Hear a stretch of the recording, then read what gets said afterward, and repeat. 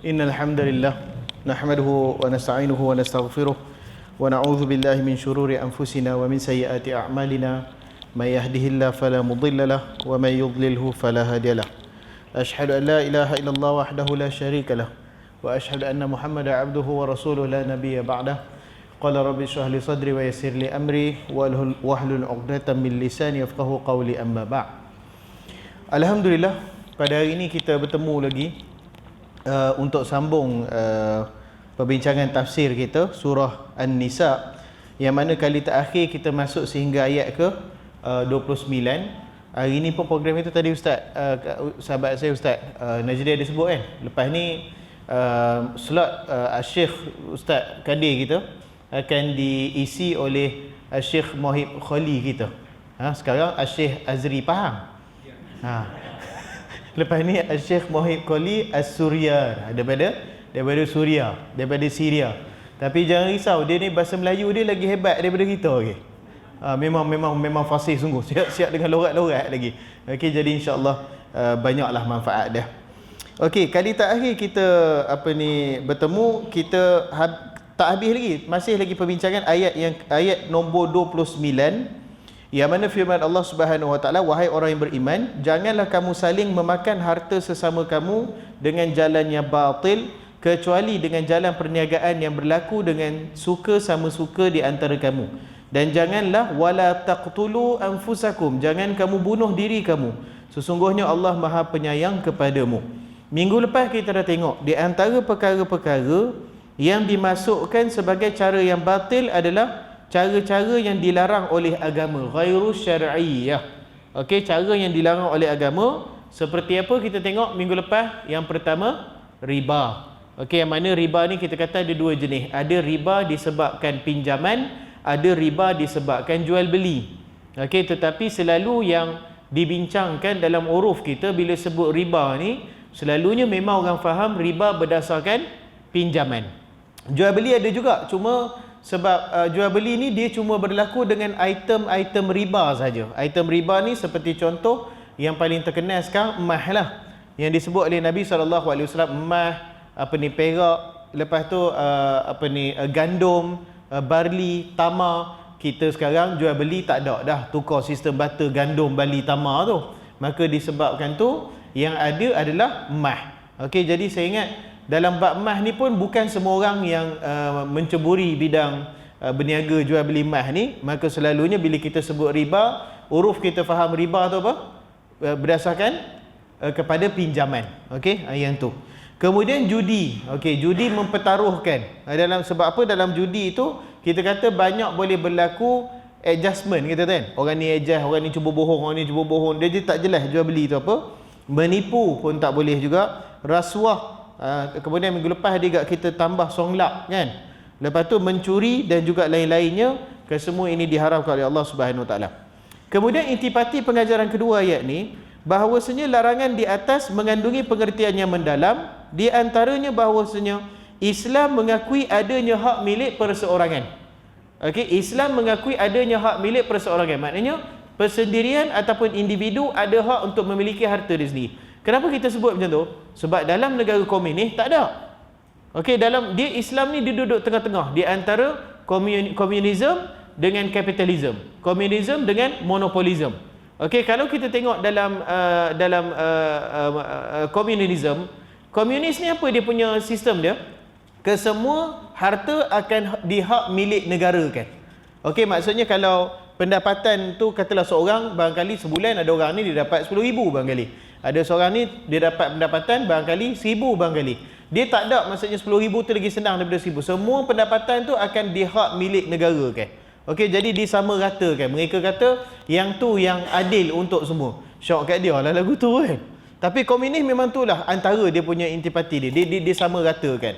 Islam tak macam ni. Dalam masa yang sama juga, Islam menentang kapitalisme. Islam menentang monopoli, iaitu penguasaan seseorang yang benda tu dia bolot seorang-seorang. Dia kawal seorang-seorang. Macam saya ingat masa zaman revolusi perindustrian di Amerika Syarikat tu, lebih kurang tahun hujung 1890 dan sebagainya. Tiga perniagaan ataupun tiga bidang yang utama dikuasai oleh 3 orang sahaja. Bayangkan. dalam satu negara yang penduduk lebih kurang 300 juta orang, 3 perindustrian ataupun 3 perniagaan utama dikawal oleh 3 orang sahaja.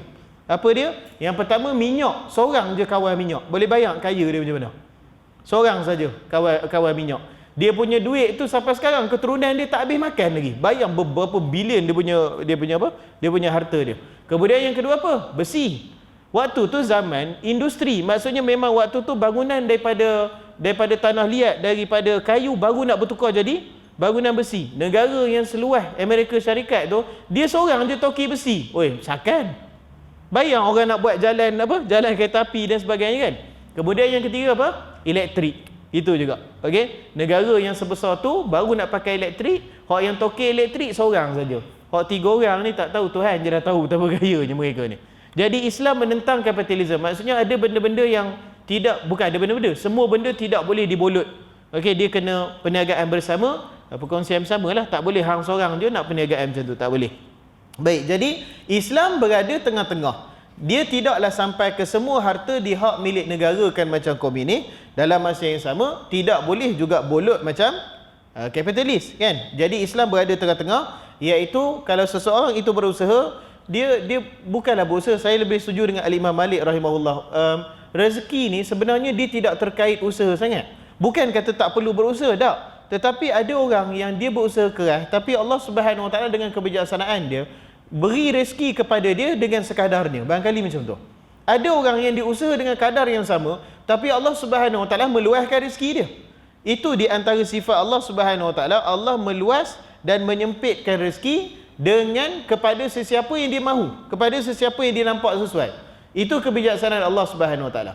Jadi kalau kita nak hukumkan sesiapa yang memang rajin tu, kita nak hukumkan orang yang kaya tu confirm rajin. Ataupun kita nak hukumkan orang yang tak kaya tu, miskin tu confirm malas. Boleh tak macam tu? Tak boleh. Saya kalau kita tengok orang-orang yang mengusahakan bendang dan sebagainya, saya rasa 10 kali rajin daripada saya kot. Saya tak larat nak buat bendang antara tu, bengkok pinggang kata kan. Duduk ni dan sebagainya. Tapi kita kata itulah soal rezeki daripada Allah Subhanahu Wa Taala. Okey? Jadi Islam mengiktiraf adanya hak milik perseorangan. Tetapi yang keduanya kena ingat, jikalau hak milik itu banyak, maka wajib dikeluarkan zakatnya. Okey, maknanya kalau capai kadar tertentu kena bayar zakat dia kalau dia dah cukup setahun. Kalau kita tengok dekat Perlis ni, tak silap saya, kadar yang diberikan oleh Majlis Agama Islam adalah 23,000 ke atas. Okey, maksudnya kita ada simpanan 23,000 dan cukup haul dia. Okey, apa maksud cukup haul dia? Cukup setahun dia. Cukup setahun dia sampai tahun depan tak bergerak. Kadar tu, nisab tu masih lagi di atas 23,000, maka perlu dikeluarkan zakat dia. Berapa banyak zakat dia? 2.5% saja, tak banyak. Okey. Cuma saya ingat zakat yang bab zakat tu saya rasa tak apa sangat. Cuma saya ingat zakat yang perlu ditekankan kita di Perlis ni, negeri jelapan padi ni, zakat pertanian. Yang ni saya ingat kesedaran lebih banyak perlu ditekankan. Zakat pertanian. Berapa zakat pertanian tuan-tuan? Berapa zakat pertanian?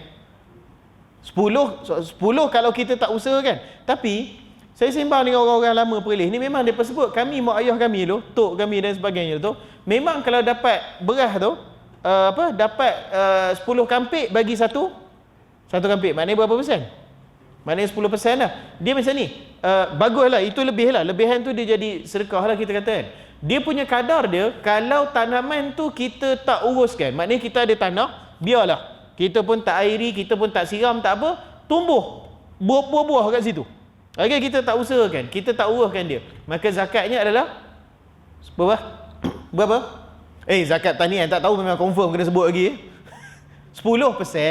Okey, tetapi kalau tanah tu kita usahakan, maksudnya kalau bendang sekarang kita airi dia, kita baja dia, kita uruskan, tak racun dan sebagainya, maka yang tu zakatnya adalah 5% yauma hasadih, pada hari yang dia mengeluarkan hasil. Dia bukan tahunan.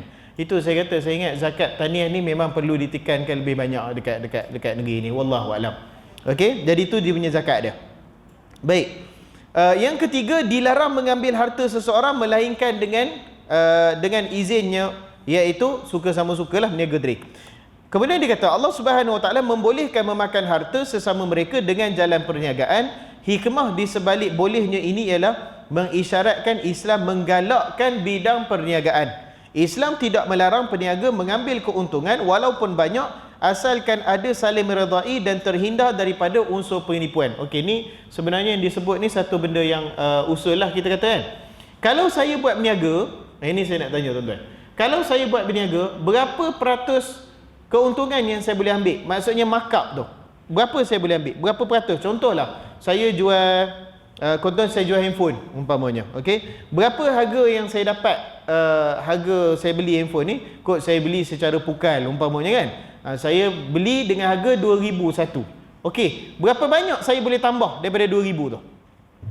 Faham tak soalan dia? Faham tak soalan dia? Berapa banyak saya boleh tambah daripada 2000 tu? Berapa banyak?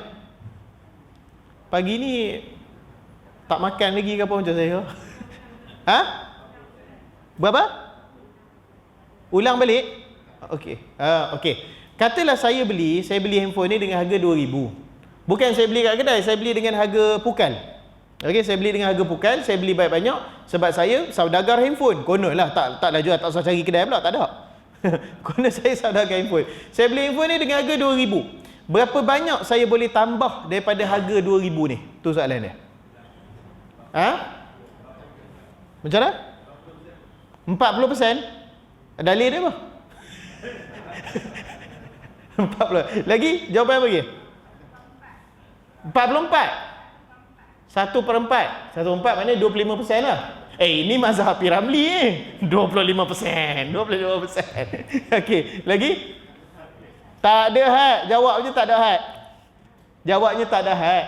Okey, Urwah bin Zubair radhiyallahu an, dia pernah Nabi SAW beri kat dia 1 dinar. Nabi kata kamu ambil 1 dinar ni, pergi minta tolong beli kambing. Kan? Kambing harga berapa? Tuan-tuan tahu tak? Harga kambing dia ikut perkembangan mas. Tuan-tuan tahu tak? Harga kambing sentiasa 1 dinar. 1 dinar ni lebih kan kambing RM700 kan? Itu 1 dinar lah tuan-tuan. RM700 atau RM800. Harga kambing ni selalu memang diikut harga. Itu di antara sebabnya barangkali lah sebab tu Islam kata kambing ni ada keberkatan dia. Dia memang harga kambing diikut harga emas. Kenapa saya pun tak tahu kenapa lagu tu. Tapi memang macam tu. Okey. Jadi Nabi SAW bagi dia 1 dinar. Nabi sebut pada dia, kamu ambil 1 dinar ni, tolong saya pergi beli kambing seekor. Dia pun pergi kat kawan dia pengembala kambing.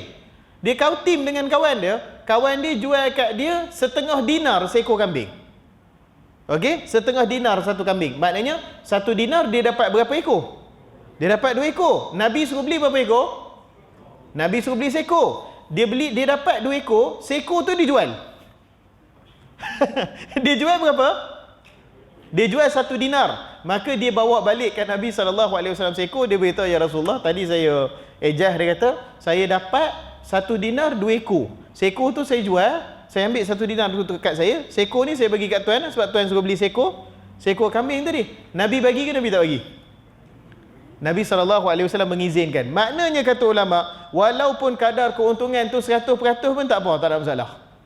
Okey? Habis tu ustaz beli handphone ni boleh ustaz jual 20,000. Halal, tapi ada ke orang nak beli 20,000? Nampak tak kat situ? Dari sudut kita nak tambah tu boleh, tetapi biarlah dengan kadar yang tidak ada penipuan dan juga di atas dasar suka sama suka. Dekat sini kadar uruf pun ada jugalah mainkan peranan kan. Contohnya sebab soalan ni ada orang pernah tanya saya ni, orang-orang sahabat saya seorang tu dia berniaga makanan dekat Kuala Perlis. Okey? Jadi kita tahu Kuala Perlis ni kalau kita pergi time cuti, ni ada kamera pula hari ni lah ada kamera kata. Tapi kita tahulah dari segi Orang Perlis ni orang tahulah. Ada beberapa kedai, bukanlah Kuala Perlis saja. Ada beberapa kedai kalau time cuti sekolah memang harga dia memang naik. Saya pernah makan kat satu restoran ni, saya makan minggu ni, makan masa tu kami bertiga. Masa tu anak bos seorang. Makan. Minggu ni kena RM26. Saya ingat lagi. Harga pun ingat lagi. Minggu depan saya pergi makan lagi sikit. Lauk lagi sikit. Pam. Minggu depan tu cuti sekolah. Bukan saja cuti sekolah ni, yang sukma tu. Ingat tak? Yang Perlis buat sukma tu kan? Saya pun pergi makan lagi sikit. Tak. RM38. Saya pun cakap kat dia. Saya kata, cik, saya baru makan minggu lepas kat sini RM26 awal. Hari ni 38. Oh, tuan orang sini ya? Orang sini. Kira balik.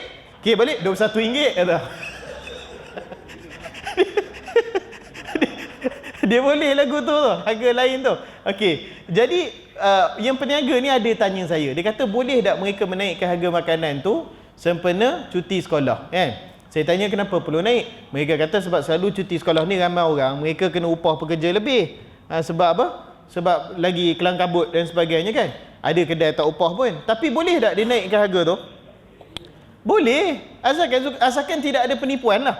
Okey, asalkan tidak ada penipuan, dan harga tu pun saya setuju dengan setengah pandangan ulama kata harga tu pun biarlah mengikut uruf. Okey, maksudnya kalau ayam goreng tu kadang-kadang ada kedai jual RM2.50. Kadang-kadang ada kedai jual RM3.50. Ada tak kedai pergi jual RM10? Tak ada lah, hak Tuhan melampau sangat lah jual RM10, kan? Jadi kita kata ikut harga uruf tu masih dalam harga yang biasa orang bayar. Orang pun tahu harga tu, okey, tak ada masalah. Dia jangan ada penipuan. Okey, apa contoh? Apa contoh harga barang memang dia bukanlah menipu, tetapi dia tidak jelas. Hak tu pun masalah juga. Dia tidak jelas. Sebagai contoh. Okey, sebagai contoh, saya ni daripada Pahang. Ada satu kedai dekat Pahang, dulu saya tak pernah pergi kedai tu, tapi banyaklah dengar ceritanya. Dia jual ikan patin liar. Ikan patin ni dah mahal dah. Okey, dia patin ni kita ada patin patin sangkar, patin sungai, patin liar. Patin sangkar janganlah beli. Bau dia memang tak lalu makan lah. Patin sangkar ni selalunya sangkar apa? Dia sangkar juga, tapi dia sangkar tasik. Jadi air tasik ni dia tak apa? Dia tak segar sebab dia tak mengalir, kan? Misal kata, jadi bau dia tak ni. Orang Pahang tahu bab ikan patin ni. Paling kurang pun beli sangkar sungai sebab dia letak sangkar tapi dalam sungai. Jadi masih mengalir dan sebagainya. Hak paling mahal patin liar lah. Patin liar ni memang dia pergi ke sungai, memang dia mengair betul. Dapat besar tu mau 300-400 tu harga seekor tu. Jadi ada satu kedai ni, dia jual patin, dia ada jual patin sangkar, dia ada jual patin sungai, dia ada jual patin tasik, sangkar tasik. Sangkar sungai ada, sangkar tasik ada, liar pun ada. Masalahnya harga dia bukan dekat-dekat. Harga dia bukan dekat-dekat. Kalau harga yang patin sungai tu barangkali sekeping baru RM12, RM13. Kalau besar sikit orang ambil RM14 dengan masak masak apa dia durian tu, benda-benda masak tempoyak. Kat sana terkenal tempoyak lah. Masalahnya kedai ni diletak ada tempoyak patin tasik, ada patin sungai, ada patin liar, tapi dia tak letak tag harga tu. Okey, jadi apa jadi? Kalau yang sungai tu selalunya sekeping RM13-14. Yang liar tu dia boleh capai RM100. RM50 ke RM100 macam tu. Tapi sedap dia memang, katanya memang sedap sungguh lah. Sampai kalau dah habis patin tu pun orang, kalau orang tak mau beli ikan tu pun orang kata bagi saya kuah boleh. Kuah kena bayar. kuah patin liar tu. Okey, jadi banyak kes terjadi sebelum tu. Sekarang ni katanya okey dah. Orang ambil, orang tak tahu, orang tanya mana yang sedap kan. Orang luar, maksudnya bukan orang Pahang lah. Cik, bangga juga. Maksudnya dia tak tahu tu, kata mana paling sedap. Dia kata ni paling sedap. Sepatutnya kalau orang tanya, dia kena beritahu. Yang ni patin liar ataupun dia letak tag harga. Satu ketul RM50 umpamanya macam tu, kan. Jadi banyak kes yang orang makan, orang ingat macam makan tengah hari biasa. Makan, ada kes tu kawan saya 2 orang. Suami isteri lah. Dia berdua makan. Lepas tu datang, main kira, ingatkan kena lah RM30 ke RM40 ke, kira-kira semua RM256. Korek shilling dia tu. Korek shilling kereta. Korek shilling tu. RM256. Jadi orang tanya macam tu boleh ke? Tak apalah, dari segi harga patin sungai tu, patin liar memang mahal. Tetapi dia kena letak tag. Dia kena iktirafkan benda ni mahal sebab orang tak tahu. Okey? Jadi kat situ dia bukan berdasarkan benda yang haram. Patin tu tak haram pun. Okey, tetapi dia sebab kat situ dia ada unsur muslihat dekat situ, kan. Okey, kita letak siapa yang ambil yang tu dia kena bayar mahal. Dia dah makan dia kena bayar lah. Sepatutnya dia kena sebut lah ataupun dia letak tag harga. Tapi saya ingat lepas beberapa kes lepas tu orang komplain, dia mula letak lah yang ni patin liar harga berapa. Okey, kalau keadaan macam tu orang nak beli juga, dia tahu. Okey, ni memang sekeping RM50 tapi saya dengar memang sedap tu, saya blok memang kaki ikan patin, saya nak beli. Halal tak? Halal, tak ada masalah lah. Okey, sebab tu dari sudut nak tambah harga berapa tu, dia tidak ada had. Saya lebih suka pada pandangan tu, dia tidak ada had, tetapi biarlah di atas dasar suka sama suka dan tidak ada unsur penipuan kan. Macam contoh kita nak beli barang apa-apalah, handphone lah juga kan. Tanya kedai pertama kata jual 2,000, tanya kedai kedua 2,400, tanya kedai ketiga 2,500. Kita pun rasa macam tak apalah, hak tadi 2,000 kita beli 2,000 lah. Yang kalau ada orang kata saya nak beli 2,500 sebab saya takut tak original ke apa, boleh tak? Boleh tak? Tak ada masalah lah. Okey? Jadi dari sudut dia punya pertambahan harga tu tidak ada had. Okey. Berlipat kali ganda. Aha. Saya tak pernah tahu pula ada ayat tu sebut macam tu. Ha? Untuk yang saya tahu riba adha'afa mudha'afah ada lah. Maksudnya riba di atas untung berlipat kali ganda ada. Tapi jual beli untung berlipat kali ganda dilarang. Macam mana? Makna kata menekan. Makna kata dengan menekan, itu yang saya sebut tadi, kalau harga tu dah lebih daripada uruf, dah lebih daripada kadar yang berpatutan, yang tu tak boleh lah. Tak apa, nanti tuan bagi ayat tu, nanti saya semak balik. Okey? Tapi setakat yang saya tahu dari sudut pertambahan untung tu memang tidak ada dia punya had dia. Sebab kalau tidak, mesti yang Urwah buat tadi mesti Nabi dah larang dah. Dia ambil keuntungan tu berapa? 100% tu. 100%. Okey, tapi Nabi SAW puji dia. Nabi kata pandai kamu berniaga, Nabi kata. Maknanya okeylah. Okey, tapi nanti kita tengok ayat tu insya-Allah. Baik, ada hadis yang menggalakkan berkenaan dengan jual beli ini, di antaranya hadis daripada At-Tirmizi. Kata Nabi SAW, yang ni hadis ni masyhur. Tis'atu a'syarir rizqi fit tijarah. 9 daripada 10 sumber rezeki adalah daripada perniagaan. Hadis ni status dia apa? 9 daripada 10 sumber rezeki adalah daripada perniagaan. Hadis ni status dia apa? Hadis ni dhaif. Okey, hadis ni dhaif. Kemudian ada satu lagi hadis yang mana kata Nabi SAW, at-tajirus saduqul aminul muslim ma'an nabiyyin was-siddiqin wasyuhada yaumil qiyamah. Kata Nabi SAW, peniaga yang benar, jujur lagi muslim, akan bersama para nabi, siddiqin dan syuhada, orang yang mati syahid pada hari kiamat. Hadis ni status dia apa? Hadis ni status dia apa? Kita habis awal 9.55 saya habis kot, sebab bagi ruang pada Syekh gitu. Hadis ni pun dhaif. Okey, bukan dhaif, silap, sorry. Hadis ni diperselisihkan ulama.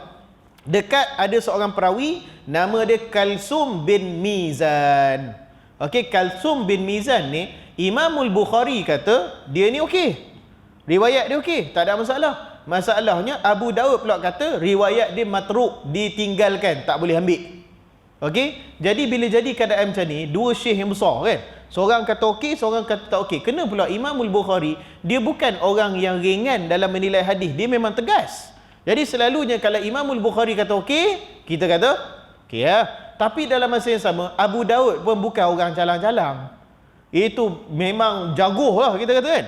Jadi macam mana keadaan macam tu? Adakah dia sahih ataupun dhaif? Siapa boleh jawab ni? Lepas ni kelakar tak boleh kata balik dulu kan. Hadis ni sahih ataupun dhaif? Okey, jawab dia macam ni. Kita masa tak banyak hari ni, saya terangkan. Kalau yang kata sahih, bas cukup, tak ada masalah, ambil je sahih. Kalau yang kata dhaif pun tak ada masalah juga. Kenapa tak ada masalah? Sebab hadis ni yang pertama dhaif dia taklah teruk sangat. Kalau sekalipun dhaif. Dan yang kedua, hadis Imam Tirmizi yang atas tadi, 9 daripada 10 sumber rezeki adalah perniagaan. Walaupun dhaif, tapi dia boleh menyokong hadis yang kedua. Boleh faham tak? Jadi dhaif sama dhaif, kalau dua-dua tak keterlaluan, kita kata apa? Kita kata boleh dinaikkan darjat dia kepada hasan li ghairihi. Okey, jadi kalau orang yang kata hadis ni sahih, okey, selesai, tak ada masalah. Untuk orang kata pada saya hadis ni dhaif, pun tak ada masalah. Sebab hadis yang pertama tadi, 9 daripada 10 sumber rezeki adalah perniagaan. Hadis tu menguatkan hadis yang kedua, iaitu dalam perniagaan ini ada dia punya keuntungan dia. Kalau ada orang ketiga, Ustaz, saya ni memang hadis dhaif saya tak suka. Macam-macam mana pun saya nak kata ni dhaif juga. Masalah ke tak masalah? Tak masalah juga. Sebab hadis ni berkenaan fadilat amalan. Tak ada masalah. Maksudnya apa? Hadis dalam fadilat amalan, kalau kita buat ni dapat ni, kalau kita buat ni dapat ni. Hadis-hadis tu ulama tidak terlalu berkeras di dalamnya. Sebab apa? Sebab dia tak cerita berkenaan amalan. Contohnya, satu hadis cerita ada solat sunat duha. Sahih. Satu lagi hadis, Orang kata apa? Sebagai contoh, hadis tu dhaif sangat-sangat, tapi menceritakan ada solat tambahan lepas solat duha pada waktu duha. Umpamanya macam tu. Yang tu perbincangan dia lebih tegas sebab dia dalam bab ibadah. Tapi ni lebih kurang siapa yang berniaga, dia dapat pahala macam ni. Kalau betul dapat pahala, kalau tak betul pun keuntungan masih lagi dapat.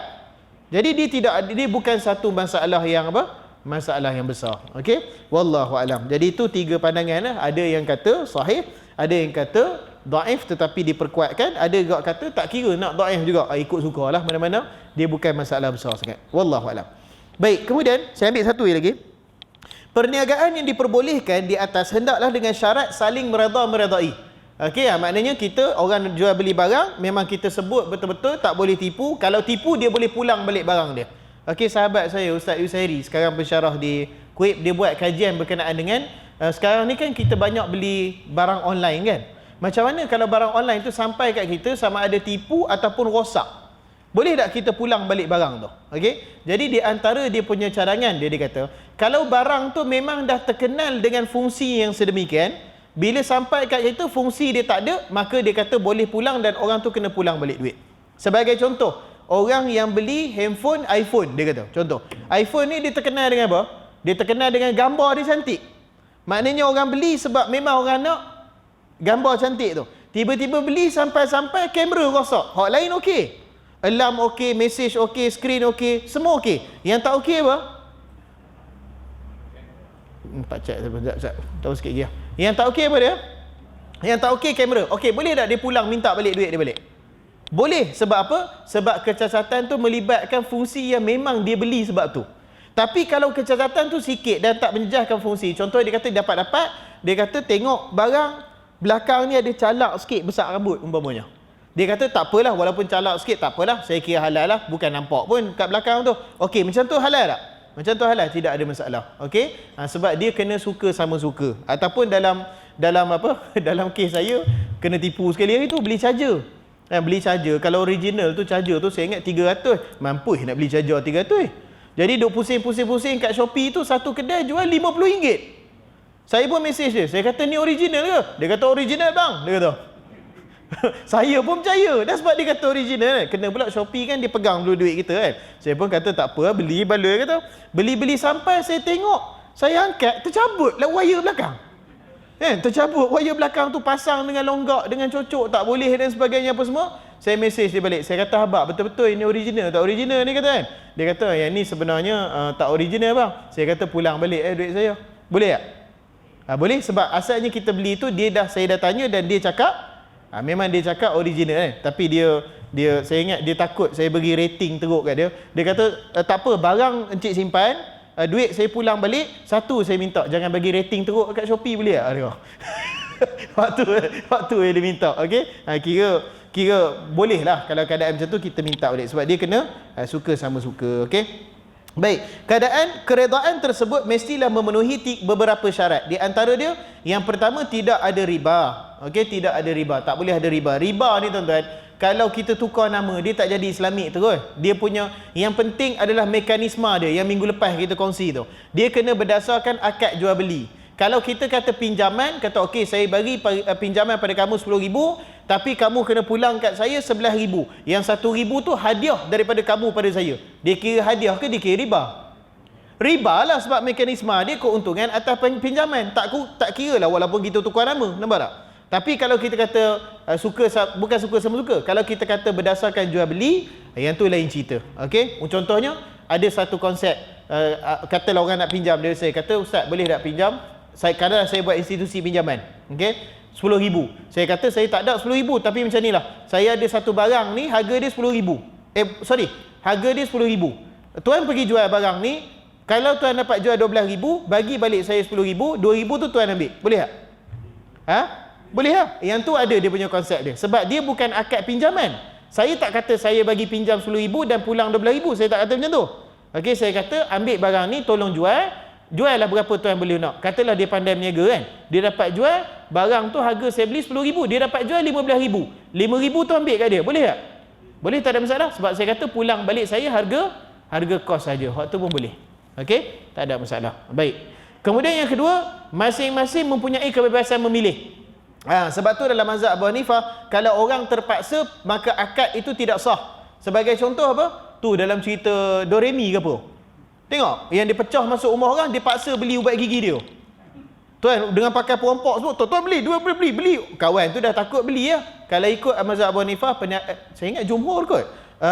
Akad jual beli tu sah ke tak sah? Tak sah sebab kena paksa. Bukan dia nak beli, dia kena paksa beli. Masa tengok tu duk tergelak juga kan. Dia duk tengok gaji kata tak sah sebab dia paksa beli. Baik, yang ketiga, barang yang diakadkan mesti diketahui jenisnya. Okey, mesti diketahui jenis dia. Sebab tu ada perbincangan yang dalam apa?